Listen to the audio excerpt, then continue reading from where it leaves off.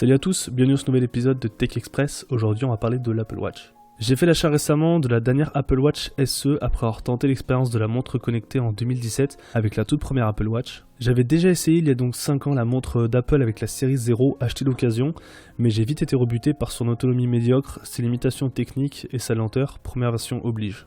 J'ai alors décidé, sous l'influence je l'avoue d'un ami à moi, qui possède lui aussi une watch, de m'acheter donc une nouvelle montre connectée d'Apple, donc neuve cette fois-ci. J'ai donc fait l'acquisition en mars dernier d'une superbe Apple Watch SE 44 mm en gris sidéral.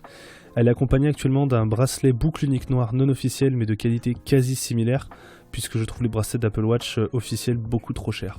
La différence entre la série 0 et la SE est réelle, on sent vraiment qu'Apple a peaufiné son produit en 5 ans, ce qui est logique vous me direz, mais j'ai vraiment été scotché par les nouvelles fonctionnalités comme l'écran plus bord à bord, la rapidité des processeurs, également la détection de chute, la couronne à retour haptique, la résistance à l'eau, etc. Bref, tant de nouveautés que je n'avais pas pu essayer avec la série 0. Point sur l'autonomie qui est relativement bonne, j'ai trié les notifications afin de recevoir que les plus importantes à mon poignet et j'arrive à tenir environ 2 jours sans la recharger, ce qui est plutôt pas mal, sachant qu'elle capte toute la journée mes déplacements, mon rythme cardiaque, etc. Après vous avoir parlé de mes premières impressions quand j'ai eu la watch en main, ou plutôt au poignet, parlons de mes usages. Il n'y a pas vraiment d'usage type pour une montre connectée, chacun trouvera son compte, que ce soit pour l'utiliser seulement pour le sport, pour recevoir ses notifications directement au poignet, avoir des informations sur sa santé, etc. Les utilisations sont très variées et c'est tant mieux. Mon usage de la watch est vraiment très varié. En effet, je l'utilise principalement pour regarder l'heure au lieu de sortir mon iPhone de ma poche, payer avec Apple Pay, voir mes progrès quand je fais quelques fois du sport, consulter l'application Form et essayer de remplir les cercles. En bref, beaucoup d'usages qui semblent facultatifs, mais terriblement pratiques quand on les a à disposition. Mais pour moi, la feature de l'Apple Watch qui est pour moi la plus pratique, c'est l'aperçu des notifications et les réponses directement sur le poignet. Cela vous permet de vous libérer de l'écran de votre téléphone.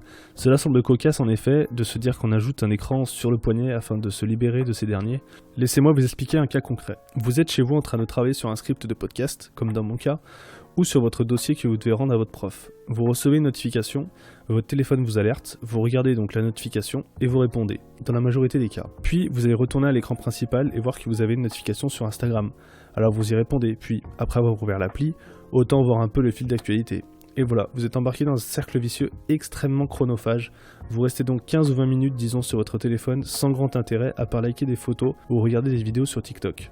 Ces 15-20 minutes multipliées par le nombre de fois que vous faites ça en une journée se transforment en heures. Heures qui auraient pu être utiles à autre chose. Alors je suis pas en train de vous faire la morale que vous devez lâcher votre téléphone et arrêter de fréquenter les réseaux sociaux, bien au contraire, mais sans vouloir sortir un discours de boomer ridicule, nous vivons dans un monde où nous perdons trop de temps sur les écrans et notre productivité en prend un sacré coup. Mais alors pourquoi l'Apple Watch est une des solutions pour vous détacher des écrans? C'est simple, essayez de rester 15-20 minutes le poignet levé pour vous balader sur Messenger, etc. Vous aurez vite l'air idiot et en plus de ça avec un mal de bras. Les applications sur Apple Watch sont très simples dû au fait qu'elle n'est pas aussi puissante qu'un iPhone et que son écran minuscule n'est pas fait pour rester longtemps dessus. Point supplémentaire, si vous ne triez pas vos notifications selon l'importance de ces dernières, vous vous retrouverez vite avec une montre qui vibre souvent sur votre poignet, ce qui peut devenir usant à la longue pour vous et pour la batterie de la Watch. Encore un bon point pour se détacher des écrans et de l'attrait des notifications pas très urgentes. Lorsque vous recevez une notification sur la Watch, vous pouvez juger vous-même si elle est utile et si vous devez y répondre à l'instant T.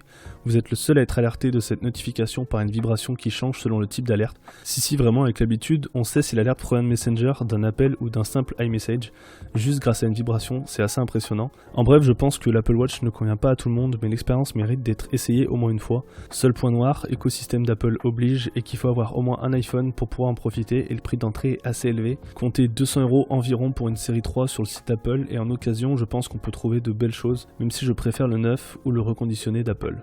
Après un mois d'utilisation, je peux dire que la montre connectée d'Apple n'est certes pas indispensable, mais en plus des points évoqués en amont, si vous aimez l'horlogerie ou que vous souhaitez un produit élégant, pratique, je pense que la Watch peut être intéressante et n'a aucun concurrent réel sur le marché, surtout grâce à son expérience utilisateur. Apple oblige, le software est parfaitement maîtrisé.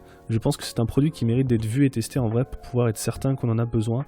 Elle peut être également envisageable pour une personne qui est soucieuse de sa santé, puisque la montre est capable de donner des alertes si elle détecte un BPM bas ou encore une chute. Ces fonctionnalités ont prouvé leur efficacité même si le capteur cardiaque de la montre n'est pas vraiment efficace à 100%. J'ai pu observer personnellement une variation de BPM allant de 1 à 2 BPM, comparé à un vrai capteur médical. Je finirai ce podcast en parlant du plus important, le prix de la montre en elle-même mais aussi des bracelets.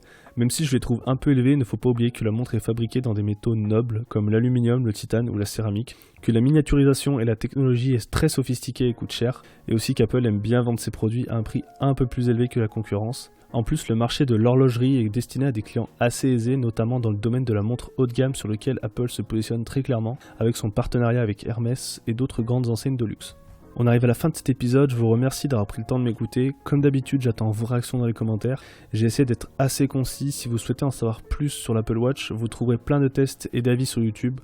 Je vous renvoie également sur les vidéos récentes de Léo Duff à propos de la montre connectée d'Apple, car je les trouve très intéressantes et que je m'y suis inspiré pour réaliser ce podcast. N'hésitez pas également à liker et à vous abonner à la chaîne si le contenu vous plaît et que vous souhaitez ne pas manquer les prochains épisodes du podcast. Je vous souhaite une bonne journée ou une bonne soirée et à la prochaine.